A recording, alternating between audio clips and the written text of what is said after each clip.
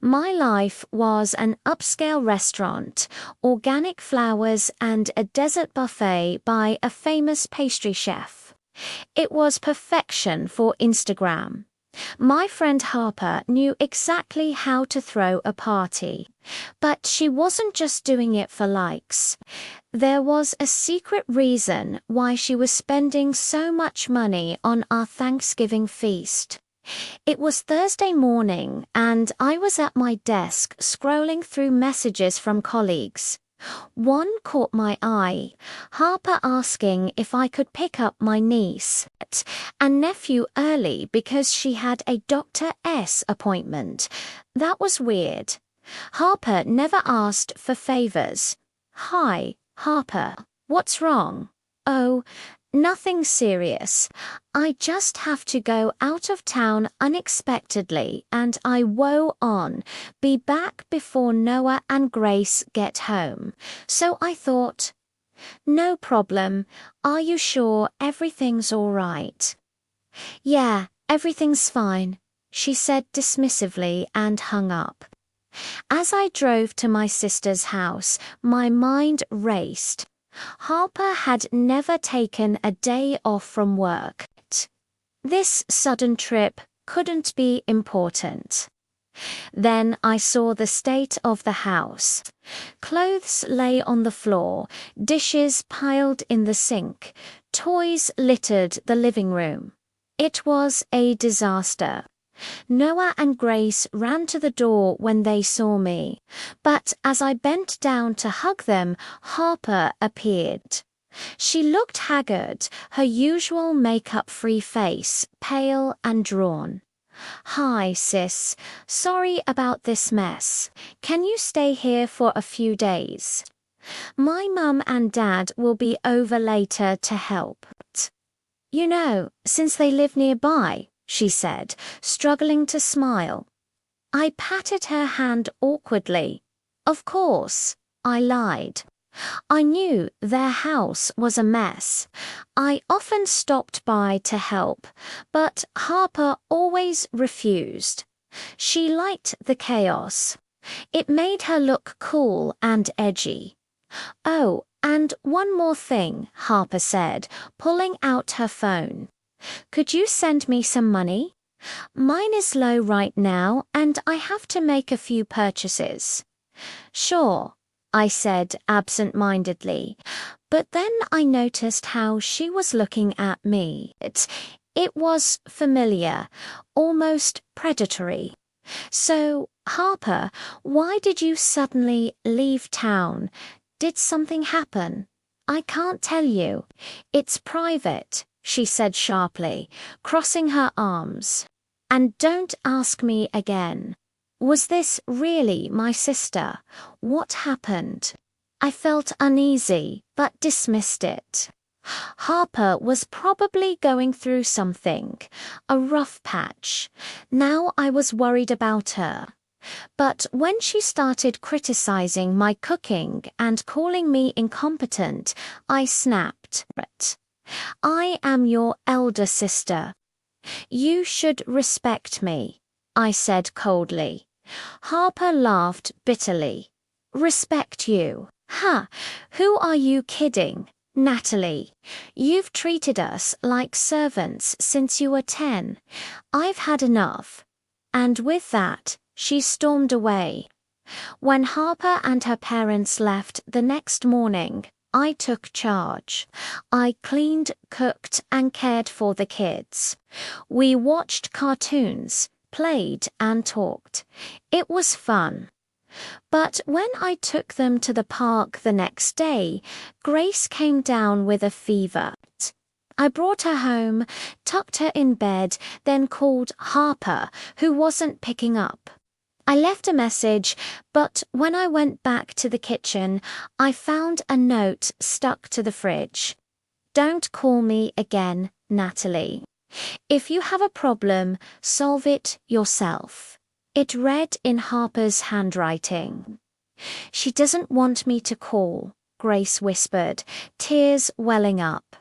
"So I guess you're too good for us now," I said softly, hugging her. Suddenly, I understood. Harper wasn't just hiding something, she was ashamed of our family. Of me, years of resentment boiled up inside me, and I realized then that Harper had been using her kids to manipulate me. She must have known something bad would happen. That's why she sent them to me, to hurt me, but also to win me over. Betrayed by my own flesh and blood. I resolved to teach her a lesson. On Monday, I received a series of messages from Harper. She begged me to return the kids, admitting that she was going through a tough time and she needed my help. But I knew there was more to the story. "Why did you leave town suddenly?" I texted. "None of your business," she replied immediately. "Do as I say, Natalie, or forget about seeing Noah and Grace ever again." "Never," I said, my anger rising. She must have sensed I wasn't giving in because she called me. "Natalie, please give the kids back. I promise I'll make it up to you," she said, her voice cracking. "Okay, I have a condition. Tell me what happened." She hesitated, then explained. "I invested all our savings in my friend's startup company and it went bankrupt. Our house, our cars, everything's in jeopardy. I have to figure out what to do. Please understand, I need time," she pleaded. "I see, so you used my money to invest in risky ventures and now you need more. How selfish of you." "Didn't even bother to explain," I said angrily. "I'm sorry, but I can't lend you any more. I have to think about my own future now. Please," Harper cried. "You're my sister. You can't let me lose everything. I promise I'll pay you back with interest. Just give me some time." "That sounds like blackmail," I said coldly, getting up.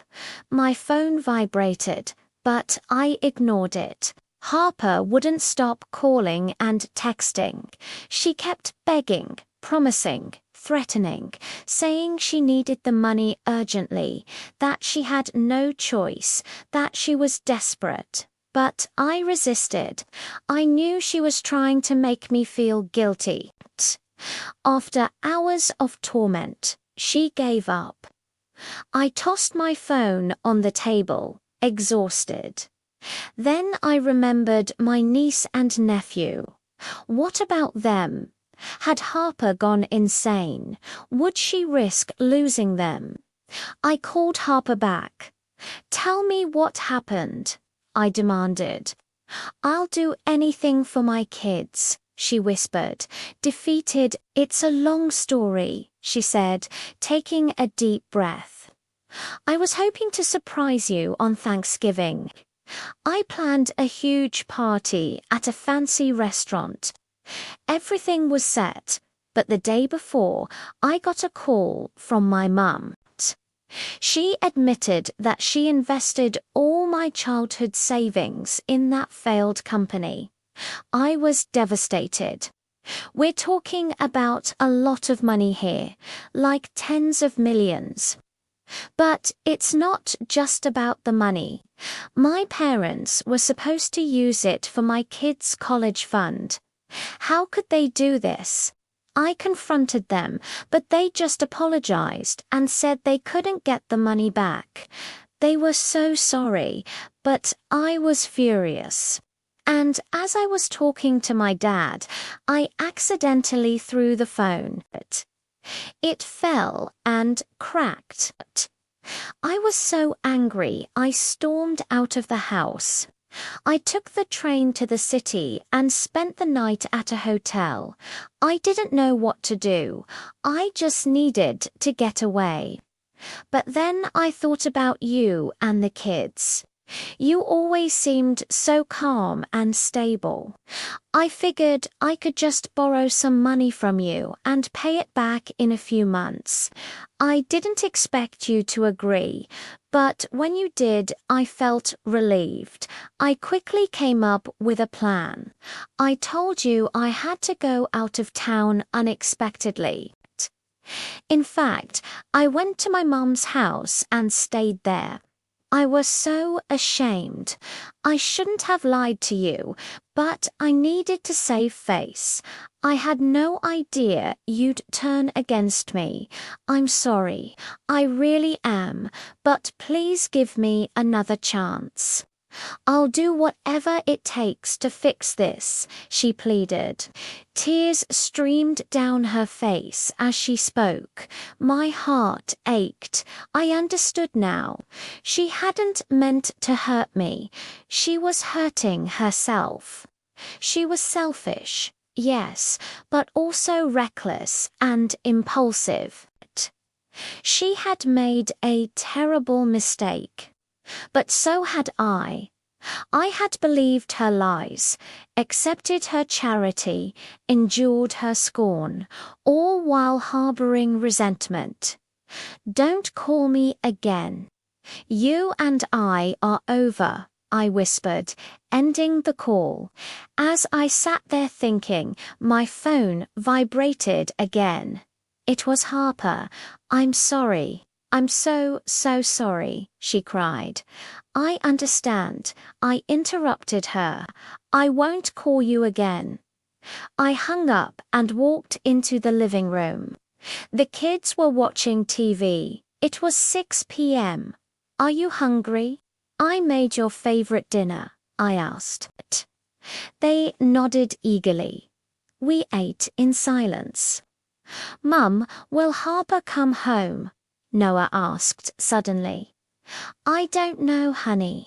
I hope so, but if she doesn't, you and I will always be together, I said, hugging him.